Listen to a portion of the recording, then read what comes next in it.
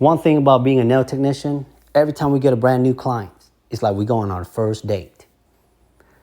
We put on the best posture and the best outfit, the best attitude.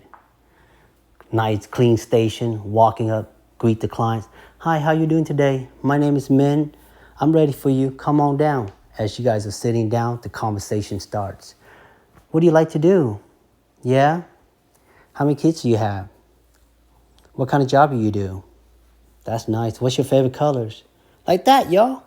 And from that first date, the only thing that's left is that if she rebooks with you, that means she likes you on your first date. And if she decides not to rebook with you, then you know that first date was not working out. And after the first date, you keep coming back to that nail tech, the posture slowly change. She go from walking up to you, greeting you, to, hey girl, come on down, I'm ready for you. So I was running a little late.